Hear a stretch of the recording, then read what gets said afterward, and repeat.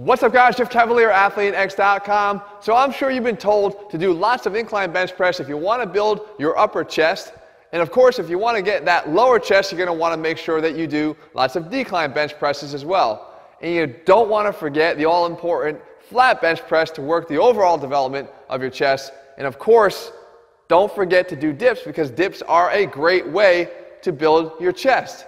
Now that's all great, but what if you've already done all those exercises and you continue to do them, but you're not happy with your chest? Today I want to show you 8 non-bench chest building alternatives that you can start using to get better results from your chest training. So first, it makes sense to look at what might be wrong with the other exercises that you have been doing and why they're not working for you. And the fact is, you can look really easily and see that when we do, let's say, a dip here again, look at the position of the hands. At no point do they get closer to each other. They're fixed on the handles and you're simply moving up and down. And no matter what variation of the bench press I'm doing, whether it be incline, flat, or decline, my hands don't really get that much closer together, especially if I'm using a barbell. They're literally fixed on the bar. But even when we do the dumbbell variations, we're not getting them anywhere more than to each other or meeting each other in the middle. They're not going across each other. And what I'm going to argue here for you is that it's not always about the weight that you're pushing, but the amount of activation that you're getting. And simply getting more activation by getting a full chest contraction is going to provide a much better stimulus for you to start seeing better results. And guess what? It's going to make those even better. And by the way, I'm going to show you a way that you can make your bench press even better. I'm going to hold that for the end of the video. But let's start with our first exercise. Now let's start with a simple one. It's a bodyweight exercise that we can all start doing right now and actually feel the difference. And it's a twisting push-up. And what you'll see here is we can get that arm more across our body, not by changing the position of the hand or the fact that the arm is actually still fixed in place on the ground, but by changing the position of our body in relation to the arm.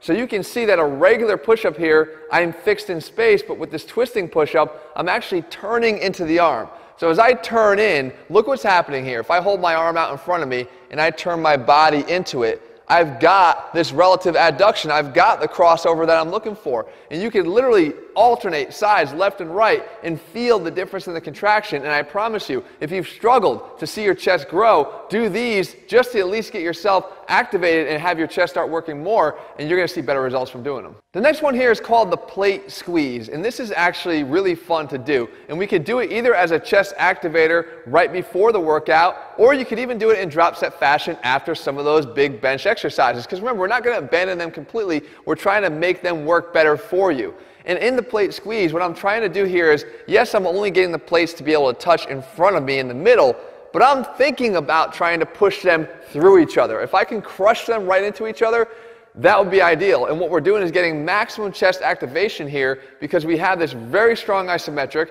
And again, the heavier the plates you use here, the stronger you're going to have to push, because that weight's going to want to slide and drop down. For an added challenge, you turn the plates around. Make sure you use the smooth sides on both, and that's going to make you really have to push hard. Again, no matter where you program it, this becomes a great option for you to get better chest activation. Okay, I kind of lied on the next one here, because you do need a bench for this one, but not to do a bench press. We're doing a dumbbell pullover.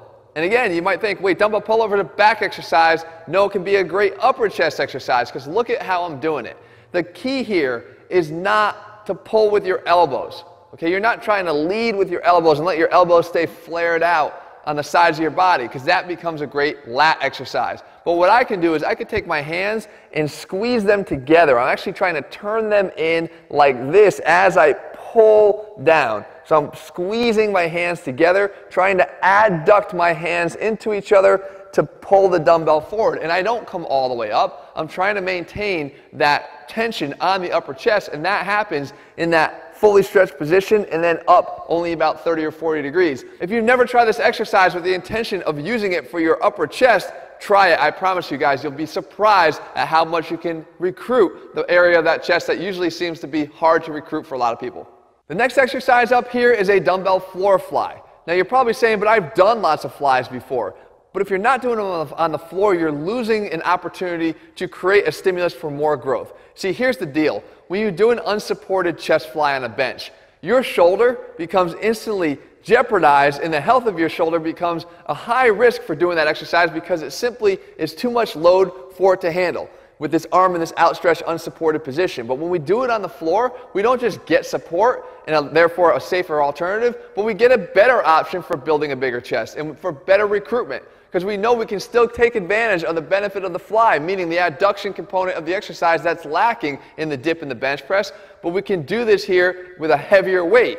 Because we have the floor to absorb our arms on the way down, we can eccentrically overload each and every rep, and if we have to, even cheat the dumbbells back up by pressing them to the top and continue to work on the eccentric portion of that rep to get better and better results. Guys, this one should definitely be in your routine, especially if you've been doing the other flies and either hurt yourself doing them or you haven't seen the results that you wanted to get from doing them.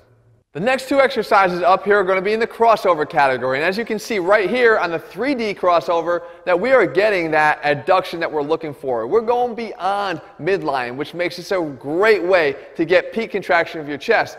Why I like this variation is because I can actually load up here. You can see that it's not just my chest that's powering this movement, but I have a lot of core activation here too that helps me to drive through. My hips are rotating as well. This gives me a chance to sort of do an overloaded crossover, a heavier version of a crossover. For all of those that say, but Jeff, you need the bench for the heavier weights. You need the dips for the heavier weights. Guys, you can load up any exercise. If you incorporate your body to allow you to push more weight, it's going to allow you to have the heavy exercise in your arsenal. This is a great way to do it with a crossover to get that adduction and the heavy loading at the same time. And now on the lighter side of things, we have the X crossover. So we go lighter on this. The focus here is not to try to move as much weight as possible, but to get that contraction. And again, this is another one that can be used like the plate squeeze as either an activator or at the end of a set as a drop set to try to burn out. But the key here is what we're actually targeting here is more of the lower chest. Okay, we can get down a lower chest. There is such a thing as the abdominal head of the pectoralis muscle. We can get there by letting our hands start high and then finish low. Okay, of course they're crossing over each other. That's the goal, to get peak contraction. But this high to low works more the lower chest the same way that a dip works the lower chest, because we know the hands start high and they wind up going down low as we finish out the dip. You want to recreate that here, but the goal here is I don't care what weight you need to use. You need to feel the contraction, and that is the whole key here of what this entire video is about. These are non-bench alternatives, and sometimes that means lightening the weight, but I promise you the overall end result is a better chest development because you've finally activated muscles you haven't been able to with the other big exercises. This next one, like the dumbbell upper chest pullover, is going to help us to hit that upper chest. And we know that we're not getting enough of that contraction and squeeze from the dip or from even the incline bench press. But here we can. The UCV raise allows us to bring that dumbbell up and do what I always tell you should try to do, and that is follow the fibers. You see, because the upper chest fibers are going to start here at our collarbone and ride down in this direction. So if we can let the dumbbell come up and across in that direction, then we are following the fibers and we're getting a maximum contraction. And we also have that component of getting across our body because the dumbbell allows us to do that. Now you can do this as an alternative with a cable or a band as well for a more consistent resistance throughout the range of motion. But either way, I promise you, this is a great exercise and can be done anywhere in your chest workout to improve your ability to contract your chest and in the long run, get better results from your chest training. Finally, we have the one that's been called the Cavalier crossover when I started to do this years ago, and this is now going to leave the delt out of it entirely. What you're doing here is you're taking that dumbbell, you're going to drive it across your body as you see, and we're getting that all-important adduction, but we're not getting the elevation from the UCV raise. So let's say that you still feel that your shoulders are dominating that last movement, then this becomes your alternative here. You want to make sure, again, you do this exercise. I love doing it as a burnout, but it doesn't mean you have to go light here. You can take a heavy dumbbell and drive across your body and try to hold it for even just a split second on every single rep to really enhance and to enforce the contraction that drove that dumbbell there in the first place. If you get better at this, guys, I promise you this and with all the other exercises, you're going to start seeing better results, and they're going to complement even those bigger exercises that haven't been performing for you as well, like the bench press and the dip. And while we're on the topic of the bench press and the dip, I promised you that I would give you a tip here at the end of the video that will help you to get even more out of those exercises, and this is it. Don't think about your hands, don't think about what your hands are holding, whether it be the handles on the dip or the dumbbells in your hands during a press. You think about your biceps, and if you can take your biceps and squeeze them together in any variation of that bench press, or squeeze them together while you're doing the dip, you're going to get way more activation in your chest, and those exercises are going to become far more productive for you as you especially start to complement them with these exercises. Guys, it's all about how you do the exercises and not just the ones that you're doing. And a lot of times you might have to check your ego at the door and start going for some of the lesser known big exercises to help those big exercises get better and do more for you in the long run. These 8 are some options that I want you to start trying. Guys, if you haven't already, subscribe to this channel. You don't want to miss a video, so make sure you turn on your notification bell here. And if you haven't already checked out one of our programs, we put the science back in strength in all of them. They're available over at ATHLEAN-X.com. And finally, guys, check out any of our newer videos here. I'm going to link one here for you now to make sure that you keep your education going here. All of these videos are meant to help you to learn more about how your body works so that you can get more out of every single exercise and every single workout you do. All right, guys, we'll be back here again soon. See ya.